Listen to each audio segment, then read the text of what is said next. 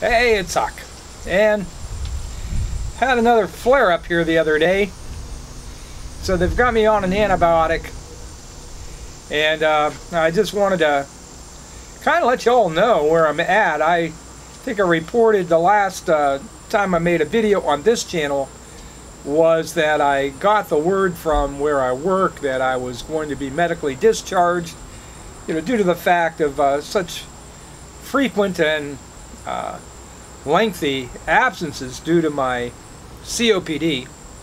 And I was going to make a determination on, where to go from here, depending on some of the results of, just all of the testing that I have undergone through the pulmonary specialist that has been seeing me. And I did get the results of that test. They were a little, to be honest with you, I always see the glass half full, I guess, and I was optimistic, against the odds that somehow I was going to do well enough and eventually to heal up enough that I could return, if not to that job as it turned out, somewhere else. But it turned out that my scores were much lower than, really even that I expected. One of the tests that, I guess the specific tests that they look at when you're filing a disability claim for Social Security, where it comes to COPD or lung disease, is a measurement of the volume of air that you can breathe out in a certain period of time.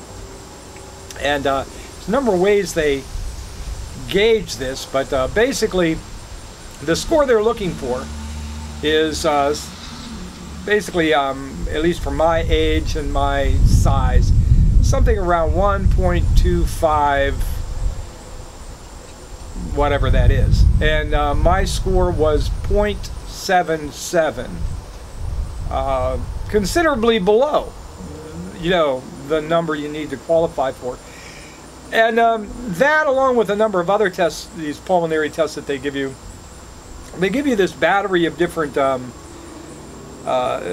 tests, and then they give you a basically a double treatment of they give one of the things I've had to use a little bit more frequently than I like is this rescue inhaler. And what it is it's basically a form of a butyryl sulfate. And anybody that's got asthma or any kind of a lung issue is probably familiar with this thing. When you simply can't breathe, you take a couple of puffs of this. And, I know I'm doing well when I never have to bring this out. And, I know the last week or so I've been getting worse and worse because I've been using it 5-6 times a day. And, just for doing the most routine things, like getting up and walking to the kitchen, to pour myself a glass of water or something. And at any rate, they have you do this battery of tests, and like I said, I scored on this one specific test of 0.77, I guess. And then they have you take basically 4 puffs of this, 4 as deep a breaths as you can of this, and then they wait a minute or two, and once they feel, then they take this whole battery of tests again, and then they measure the improvement. And the improvement on that specific test was that it went up to 0.91. So when I went in to talk to my pulmonary specialist about the results of those tests and those scores, first of all, he said that he would certainly support me in any effort file a disability claim. As he put it, you have very little lung left. He still thinks it would be a good idea for me to get a lung transplant, and I pretty much, I would just say that I'd have to get much, much worse before I would contemplate that. But the reality is that I am coming down with what I call exacerbations or flare-ups way too frequently. It's been the main reason why I haven't been able to return to work. Necessitating them to let me go, and it's because I thought being around that environment with so many people in the call center was contributing to it, and I'm guessing it probably was, but I'm finding now that I'm still having flare-ups even when I'm not there. For instance, I've been off of work now since May 29th, and this is probably the third or fourth little flare-up I've had. One I ran into this weekend, though, was probably the worst one I've had now in a month. I was ready to, I hate to say it, but I was ready to call the ambulance. It was to the point when you can't get up off the, bed or off the couch, and you're actually literally scared to, to walk to the bathroom. You're probably in need of some medical attention, and so I don't know. I avoid hospitals like the plague. For one thing, I know that in my condition, actually, hospitals aren't the safest place to be unless you absolutely have no choice. There's a lot of things going around in a hospital setting that, unfortunately, someone like me really doesn't want to come into contact with. And so, since I have practically everything I need here, I have the oxygen, I have the, the prednisone, I have the albuterol treatments, and, in this case, I was able to get an antibiotic in time to start taking. So I'm feeling a little bit better today than I did yesterday, and a little better yesterday than I was the day before. So I'm on my way back. But the fact is, I did go ahead and contact, actually I've contacted a law firm out of, I don't know, New York or New Jersey called Binder and Binder. My understanding is that they are, they specialize in this sort of thing, and probably process more cases of Social Security disability, I think, than anybody else.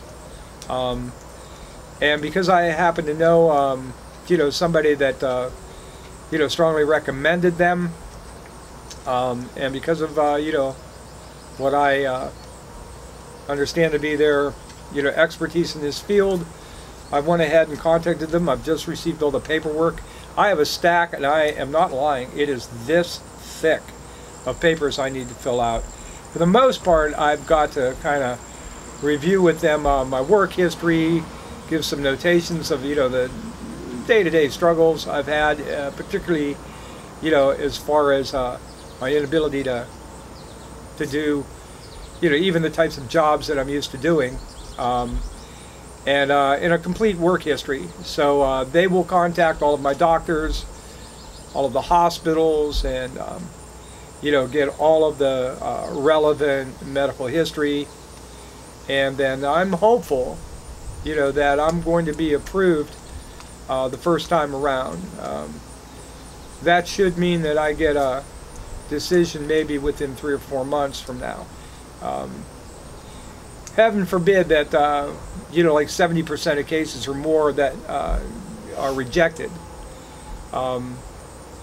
because then that would start the ball rolling on an appeals process, which would probably take a minimum of, I don't know, year and a half.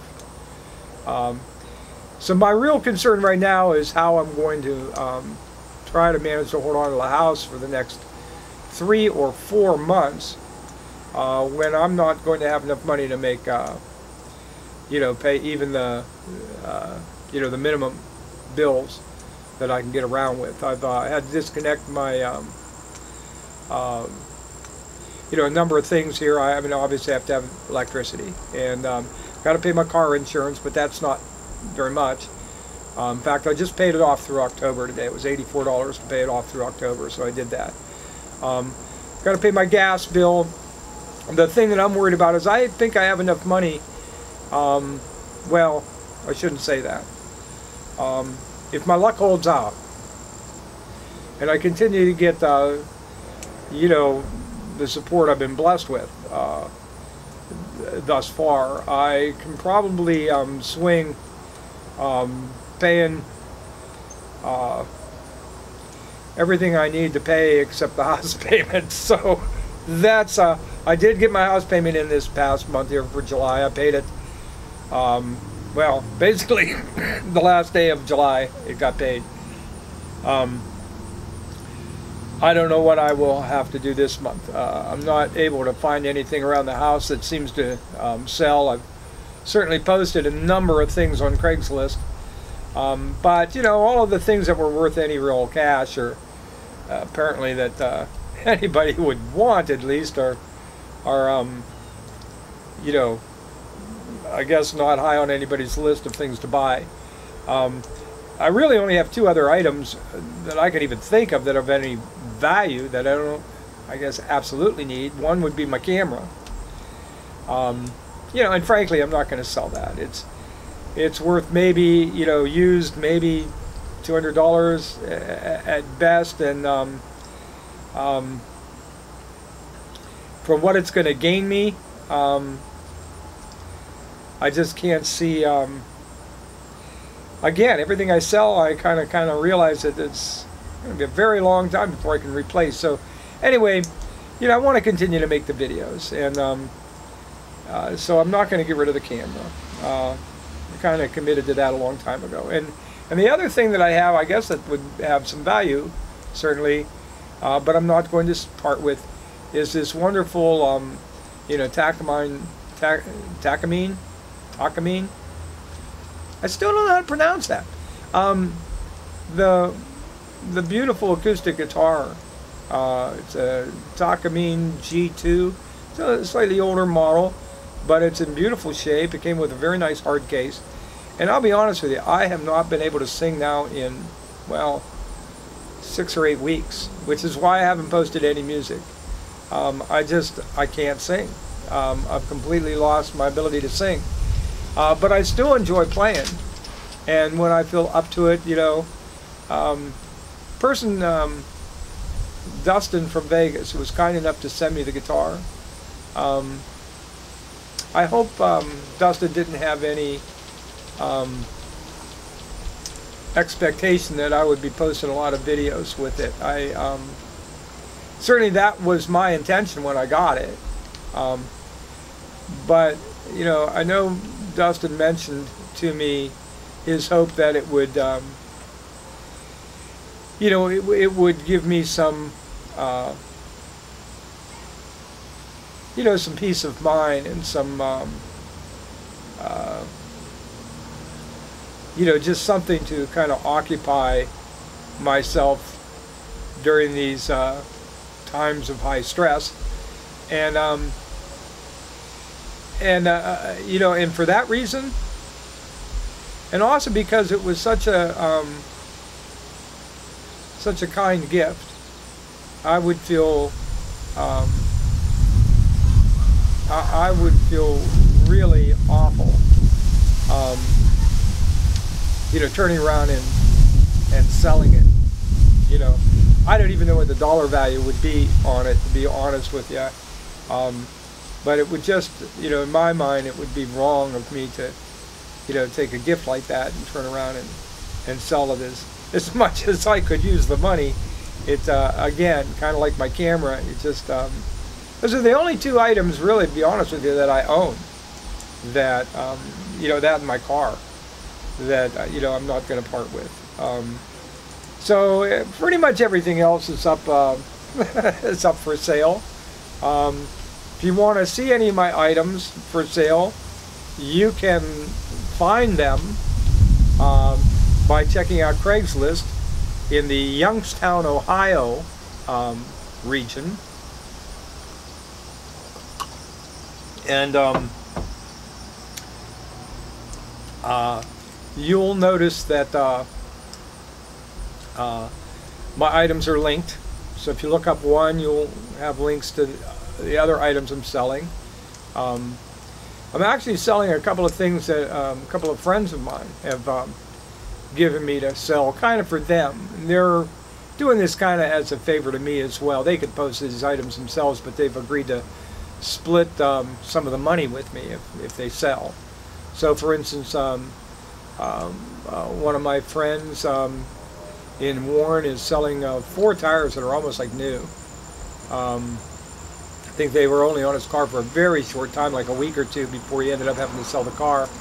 And they, so it's like 4 tires for like $40 a piece, all 4 for $150, which is well under half price. Another friend of mine has an old synthesizer, an old Yamaha keyboard. That's like 15, 16 years old, but at the time when this thing first came out, it's got a stand and everything. It looks very professional, and it can be used professionally. And I guess, you know, back in the day, this thing cost a pretty penny. We're selling it for like next to nothing. You know, I mean, we tried selling it for like $125 or $99. I think we got the price down now to $75, and this thing is worth, well, the lowest I've ever seen it, you know, sold used was I think around $189 somewhere. I think I saw posted, but it was an old posting that apparently had sold. Anyway, there's been no market for these things, amazingly. I'm selling a big wall mirror. I'm selling a whole bunch of DVDs and some other things. Many of them that, frankly, that have either never been played or maybe only played once. I have some more albums. I'm going to have to start posting these things, I think, on eBay. The albums and the DVDs are probably going to sell better on eBay. At any rate, I need to come up with some more money here this month if I can, and so I'm trying to think of ways to do it. And anyway, I'm going to be doing some more political videos. I have been, you know, just, I don't know what to think about the presidential election cycle this time around. The Republican race is one, I think, you know, literally for the ages. I don't recall anything like we're witnessing today. I thought in 2012, you know, the Republican Party put up a pretty incredibly inept field. But not to be outdone, they seem to have really stacked their deck this year. And so it's just incredible. And there's a lot of excitement, I think, going on here to see how the Democratic field is going to play out. And, you know, I wanted to reserve my, you know, my opinions on the Democratic field at this early stage. I'm still trying to take in a lot of, you know, I'll be honest with you. You know, if I were to look at all of the candidates running on the Democratic side, I would have to say, you know, in all honesty, you know, Bernie Sanders is probably the one closest to, you know, my feelings. And being a very progressive liberal as I am, there's not a whole lot that I can think of that Bernie and I necessarily disagree with. Which is not to say that there weren't other Democrats in the field that I would consider voting for, but with some reservation. But I have reservations on Sanders as well. And I'm old enough to recall, you know, past elections where the Democrats, you know, field a very liberal person, and for whatever reasons, you know, which I will probably go on to discuss in a later video, you know, those turned out not very well for the Democrats in those years. The more progressive the liberal, the more poorly they've tended to fare in a general election. And there are reasons to suspect that Bernie may be an exception to that rule, and there are reasons to believe that he will not be an exception to that rule should he get the nomination. There are several other people besides Bernie and Hillary Clinton running. Of course, there's Martin O'Malley. There is Jim Webb. I don't know. Personally, I don't see him as a Democrat, but I guess he is. And now there is this Harvard professor who's launched an exploratory committee, and all indications seems that he wants to be what he calls a referendum president, running on one group of issues, basically having to do with campaign finance reform and election reform itself, as far as some of the restrictions and some of the voter ID laws and some of the early voting restrictions and those types of things, this Professor Lessig of Harvard University is saying that if he could get elected and get the money out of politics and fix our electoral problem as far as how we conduct elections, he would gladly step aside at that point and give up his presidency and hand it over to whoever was the vice president on his ticket. So I don't know how far that's going to fly. I mean, no disrespect, I think he's kind of spot on as far as determining that really is maybe the first issue at hand before much else can get fixed, and that seems to be his perspective on the matter. But whether or not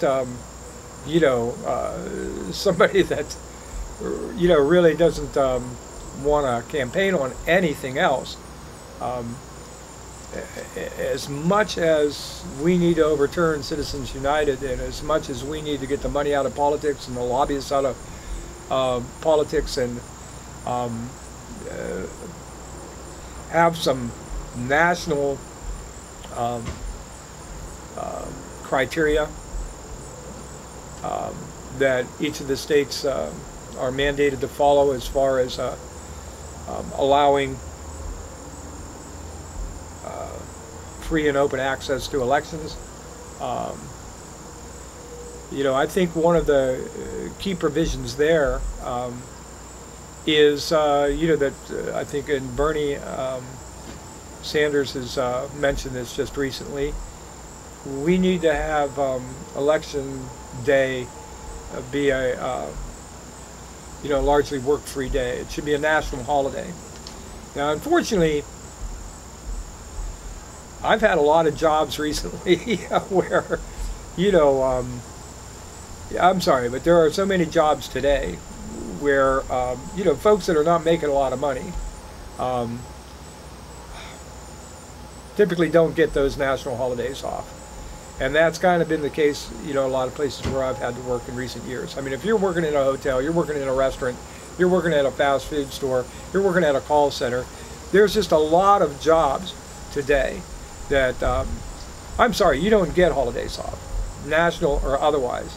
And in some cases, you don't get time and a half for working them either, which is something. That's been my case, I know, and so I don't know if that's going to completely solve, the issue of people not being able to work, but I think it's a really solid first step to assuring that we have greater voter turnout. Clearly, there are people that cannot, especially in urban centers where people have been made to stand in line for 4 hours, 6 hours, 8 hours. It's kind of hard to vote when you have to endure those kind of lines and also hold a job. So I think there's got to be a combination of things that allow people access to voting.